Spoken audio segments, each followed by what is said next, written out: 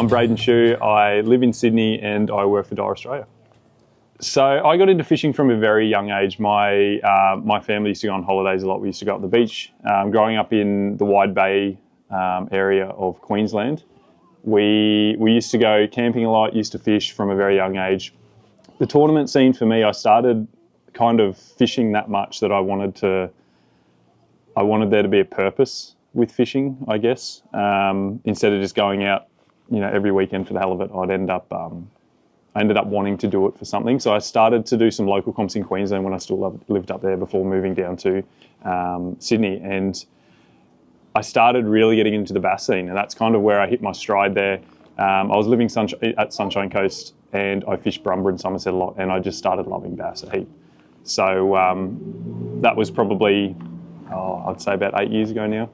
My first boat, I won't be able to say the name of my first boat on film, but it was a little 3 metre Facebook Marketplace jobby. She was rough at best. It was held together with hopes and dreams. I ended up having the grand plan of putting a cast deck in it myself, and had a little 3.6 Parsons because I didn't have my license and I couldn't get my license. So I had something, I think it had to be under 4 horsepower or something, I can't remember. And it used to just get up on plane before all the deck, but after the deck, it was she wasn't moving very much. But I've had quite a few boats now. I've gone through the phase of doing a lot of tinnies, and then having more of like a tournament style tinny, and then now I'm in a Legend Alpha 191. The last few years, I've kind of really hit my stride with the tournament scene, and I've been lucky enough and fortunate enough to win a couple of grand finals now at the ABT Bass tournaments. I've only ever won one round here at Glenbourne as well last year, but I love my bass fishing, and it was really important to me to have a really trustworthy and good setup. That's why I chose to go with Hummingbird. One of the major draw cards for me was the one boat network system, so I could have industry leading side scan, which was one of my biggest needs at the time. This was before live, before 360 and everything like that. To have the best side scan possible was one of the main reasons why I went Hummingbird to start with. And I started with 2 Solixes probably 7 or 8 years ago, I think it was now. And then that's morphed into quite a serious setup now. I've got a few different screens. I've got 360. I've got 2 lives on it. I've got a Talon. And the great thing is that all links and talks to each other, which I love. So I can have my Apex at the back on the helm, and I can put down the Talon if I want, or I can move the electric motor around if I want, and it's all there. It's all linked, and it all works well. So starting at the front of the boat, I've got a Minn Kota Ultrex. It's a 45-inch shaft. Fishing today on the water, I kind of wish it was a 60-inch shaft with a couple of the waves, but the Ultrex is great. It's got the spot lock capabilities, and it's also cable steer, which I've had a lot of different Minn Kotas in the past. I've had a lot of iPilots, and I was never a fan of using the actual lanyards too much, so I'd always be a foot pedal. I ended up going into having a Maxim, and then that kind of got my love going for the cable steer stuff. So I've got an Ultrex at the front, and at the moment it's got a 360, a Mega 360 on the front, which has become super useful to me and really vital with the way that I fish. I love to fish shallow, and I love to be able to see what's in front of me. Live is really good for that, but there's like the perspective with live where the stump might only be a foot tall, and that's quite difficult to see because it merges into the bottom, but 360 shows it really clearly and has a really good shadow there. So it's really critical for me to be able to find those stumps or those rock poles in that really shallow water.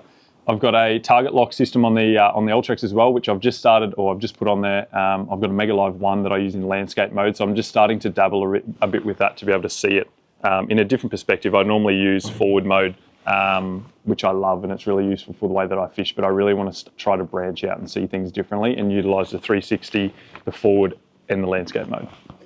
I go through a couple of phases with forward mode. I change the palette up a little bit. I change the contrast. I love a heavy contrast, and that's not just forward. That's not just for Mega Live 2 either. That's for the side scan and the down scan and everything as well. I just love a heavy contrast, something that has a really hard edge to it, and then I really drop the sensitivity out of it, because when you take the contrast up and the sensitivity is still high, everything blurs out a lot.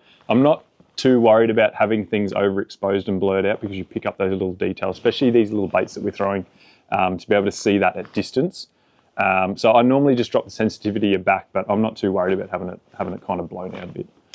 The Megalive 2 set up on the Ultrex, so I've got that directly onto the Ultrex shaft itself. I love having the reactiveness and the usability of having it at my foot. Having that cable steer, it's instantaneous. It doesn't have any kind of delays with motors like the iPilots and stuff do. So having that cable steer and having it direct, if I toe down, it's shooting to the left and I can see in an instant what's out to the left there. So I've got that set up on my Ultrex just for usability. It's super simple, super easy. And then I've got the Megalive 1 on the Target Lock system.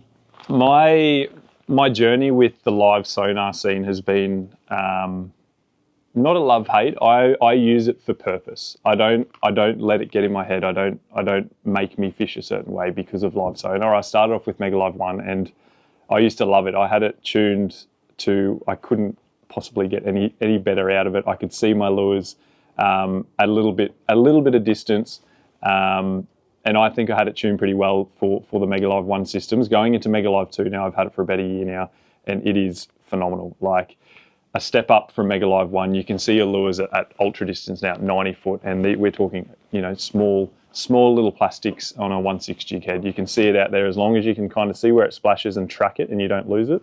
You've got no issues with seeing it come all the way back. But I make sure I don't get in my head about using Megalive. I want to make sure that I'm fishing to my strengths, but utilising it to help me with the way that I like to fish. I think like a lot of boats, there's been a lot of different setups and on an electrical side of things and a lot of different playing around, and that's no different to my boat. I've gone through a few different things and tried different ways, but at the moment I've got my Ethernet box underneath my console, which has worked well. It's been there for a couple of years now. All the ports are filled.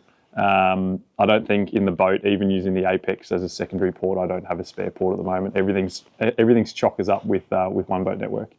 At the helm of the boat now, I've got an Apex 13, so I've had this for a couple of years now, and I've wanted that little bit bigger screen. I don't have a use for a 16, and I think on the size console I've got would be too big, but the 13 is just perfect.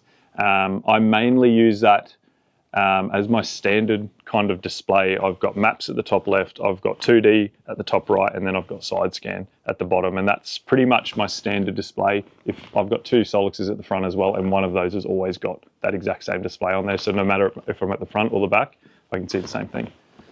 The Talon is super critical for my shallow water fishing. I also have this the spot lock feature on the Ultrex, but using the Talon being a silent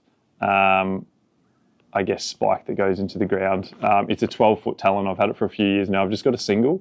I do mainly use it in those shallow water situations where if there's a little bit of wind and I don't want to make too much noise with the Ultrex, I Talon down and it's great. I can just press on the Solix. It's got the function on the side. You press it down. You can use all the lighting in it. You can change what type of mode it's in as well.